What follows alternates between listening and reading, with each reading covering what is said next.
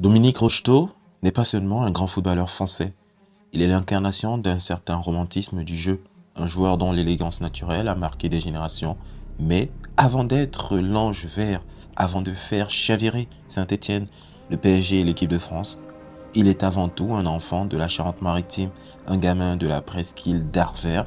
Ce décor, fait de marais, d'huîtres, d'embrun et de modestie, va façonner sa carrière, discret, réservé, doux, mais déterminé. Issu d'une famille d'ostréiculteurs et d'une lignée de footballeurs amateurs, Rocheteau grandit dans un environnement où le travail manuel, la nature et le ballon rond se mélangent naturellement.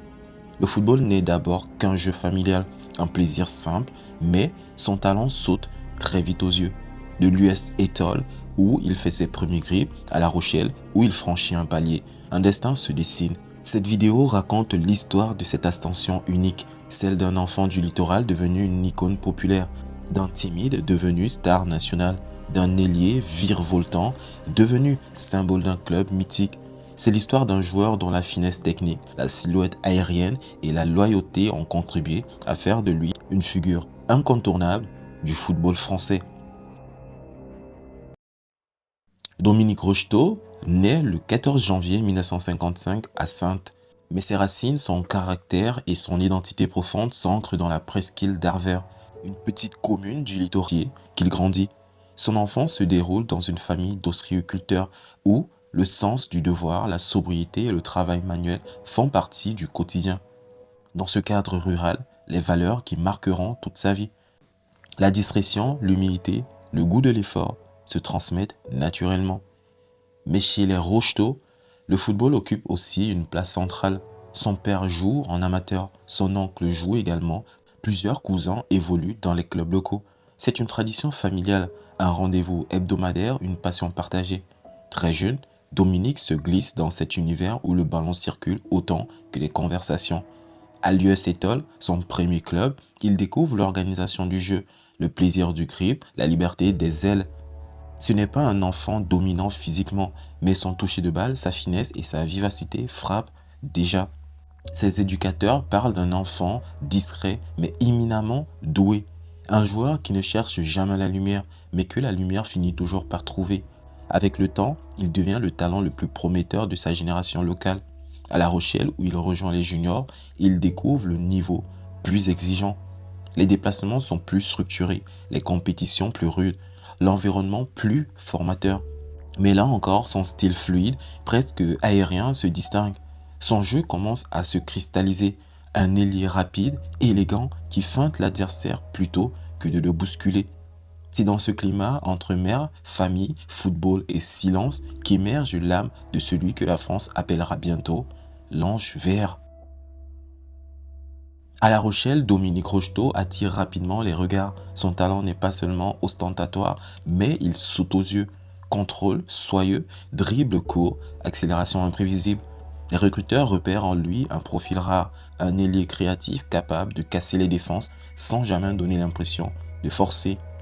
Parmi ceux qui l'observent, l'AS Saint-Étienne, déjà l'un des plus grands clubs français, ne tarde pas à mesurer son potentiel.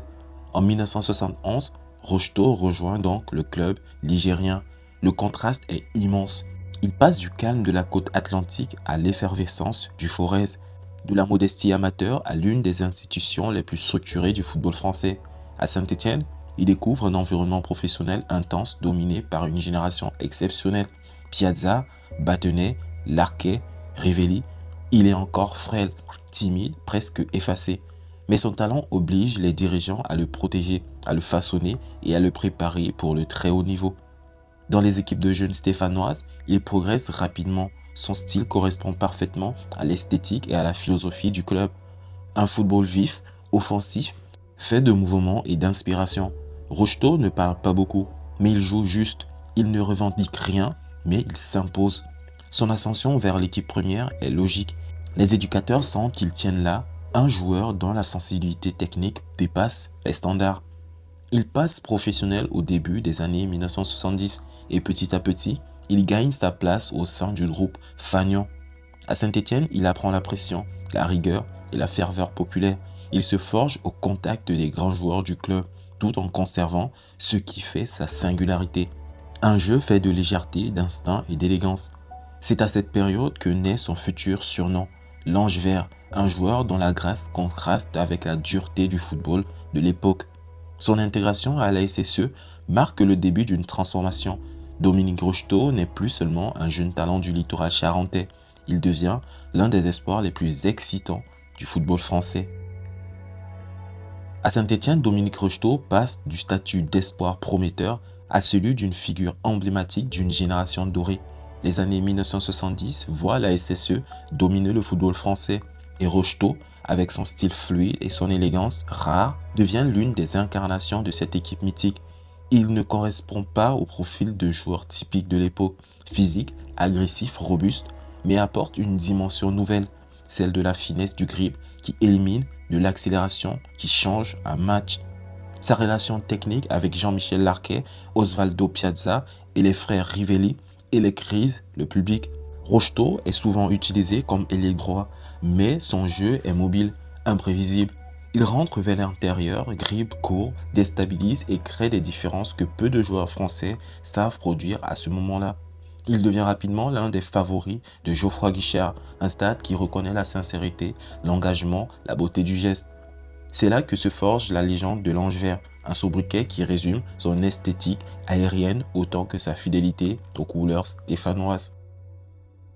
L'apogée de cette époque reste évidemment l'épopée européenne de 1976. Rocheteau, blessé au talon en demi-finale, manque la majeure partie de la finale de la Coupe d'Europe des clubs champions contre le Bayern Munich.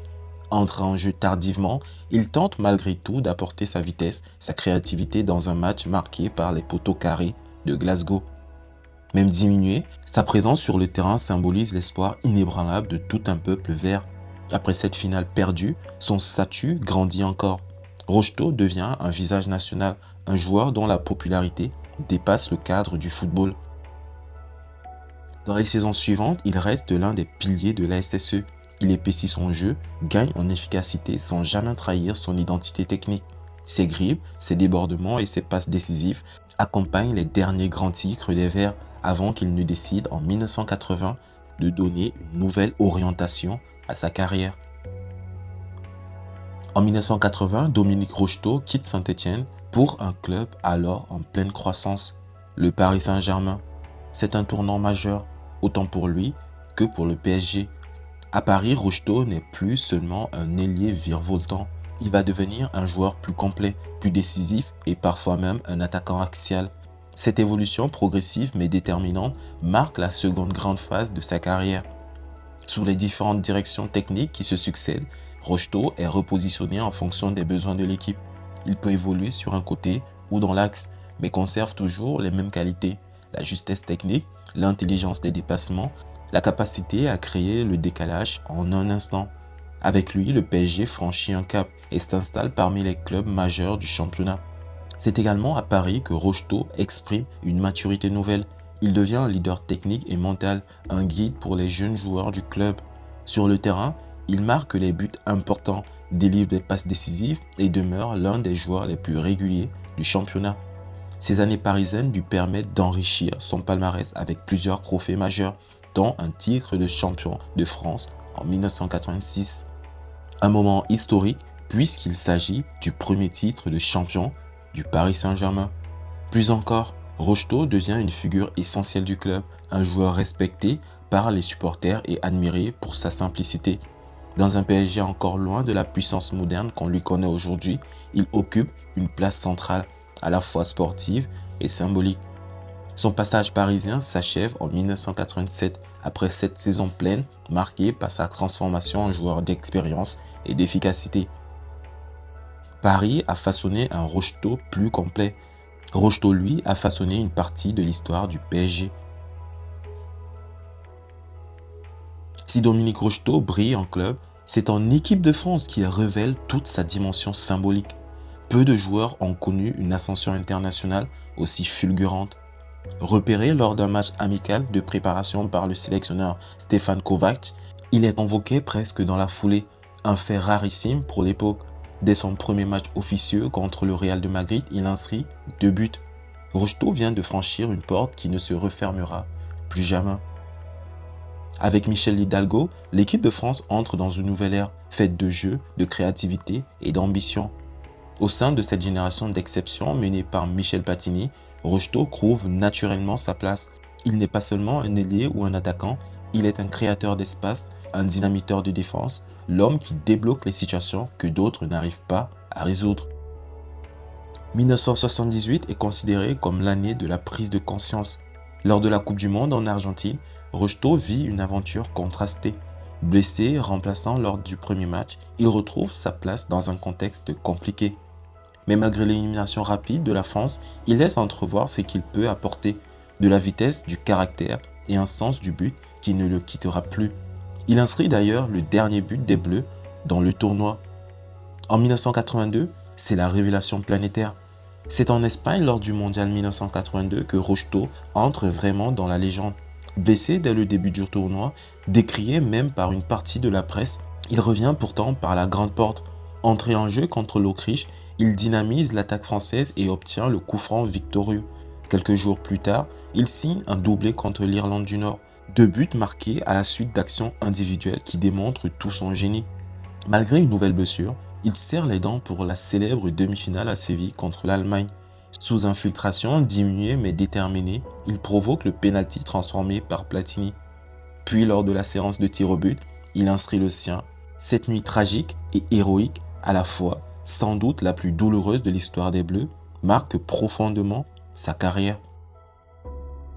1984 est marqué par un titre européen avec un goût amer. Lors de l'Euro 1984 en France, Rocheteau remporte enfin un premier trophée majeur avec les Bleus. Pourtant, son rôle est limité. Hidalgo lui préfère Bernard Lacombe et Langevin ne participe qu'à 2 matchs. Si la victoire finale le comble, l'aventure lui laisse aussi une impression d'inachevé. En 1986, il est le chef d'orchestre de l'ombre. Au Mexique, Rocheteau réalise sa plus belle Coupe du Monde. Redevenu un joueur clé, il multiplie les passes décisives, 4 au total, marque face à la Hongrie et brille dans les matchs à élimination directe, notamment contre l'Italie, puis le Brésil, lors du match que Pelé qualifiera de plus beau de l'histoire. Blessé une nouvelle fois, il manquera la demi-finale, encore contre l'Allemagne. Après 49 sélections et 15 buts et des moments gravés dans le patrimoine sportif français, Rocheteau quitte les Bleus sur un dernier geste élégant, celui de s'effacer, conscient d'avoir tout donné. En 1987, après 7 saisons intenses au PSG, Dominique Rocheteau rejoint Toulouse. À 32 ans, il n'a plus la même explosivité, mais son intelligence de jeu reste intacte. Sous ses ordres, Jacques Santini, qu'il connaît depuis Saint-Étienne, lui confie un rôle de guide. Il retrouve également Yannick Stopira, son complice du mondial 1986. Ensemble, ils tentent de donner au défi un symbole s'ajoute à la scène. Maxime Bossis, son ami et compagnon de route en sélection, joue ce qui semblait être son dernier match également. 2 destins parallèles qui se croisent une dernière fois. Rocheteau, en 17 ans de carrière, il n'a reçu que 3 cartons jaunes dans un football où les défenseurs n'hésitent pas à user de la rudesse. Cela révèle presque de l'exploit. C'est la preuve ultime de son style, élégant, respectueux, mais déterminé. La reconversion de Rocheteau ne ressemble pas à celle d'un ancien footballeur classique. Il écrit, il chronique, il explore le cinéma, joue aux côtés de Depardieu dans Les Garçons, apparaît dans Casablanca Driver, publie un livre sur son parcours. Il touche à tout, mais sans jamais offrir un avenir sportif aux jeunes locaux. Foot Atlantique à Royan, où il accueille chaque année des enfants de 8 à 16 ans pour leur transmettre les valeurs du jeu. Enfin, il revient à Saint-Étienne comme un retour aux sources émotionnelles. Vice-président, conseiller, coordinateur sportif, puis directeur sportif, il tente encore une fois de contribuer à l'évolution de son club de cœur. En 2019, il choisit la retraite, une retraite simple, loin du bruit, entre Saint-Pierre-Quiberon et ses racines austriacoles à Étole. Une fin en harmonie avec ce qu'il a toujours été, un homme discret, humble, profondément attaché à la terre et aux siens. Dominique Rocheteau restera à jamais l'une des figures les plus singulières du football français. Un joueur à la fois discret et lumineux, fragile et décisif. La finesse et l'élégance avaient encore le pouvoir de soulever des stades entiers. À Saint-Étienne, il incarne l'insouciance d'une génération qui vibrait au rythme des épopées européennes. Au PSG, il accompagne la naissance d'un grand club français. En équipe de France, il fait partie de ceux qui ont servi de passerelle entre l'époque des doutes et celle des triomphes. Mais au-delà du joueur, c'est l'homme qui force le respect. Un homme engagé, fidèle à ses valeurs, qui n'a jamais cessé d'utiliser son influence pour défendre ce qu'il jugeait juste. Qu'il s'agisse de la culture, de la solidarité ou de politique, un sportif devenu citoyen éclairé, sans jamais se trahir. Aujourd'hui, Dominique Rocheteau demeure l'exemple rare d'un footballeur qui a su traverser la célébrité sans perdre son humanité. Il laisse derrière lui une trace durable, celle d'un artiste du ballon rond, d'une conscience sincère du sport français et d'un homme qui n'a jamais cessé d'avancer avec dignité. Un ange, oui, mais un ange avec du caractère, une vision et un héritage qui continue d'inspirer. Ce fut un plaisir de vous faire cette vidéo. Si vous l'avez appréciée, n'oubliez pas de la liker, de la commenter et de me dire en commentaire, pour vous, dans l'équipe de Saint-Étienne, qui était le meilleur? Rocheteau, Larquet, Rivelli? Donnez-moi un nom. Sur ce, je vous donne rendez-vous mercredi pour notre prochaine vidéo. Prenez soin de vous et peace, la famille.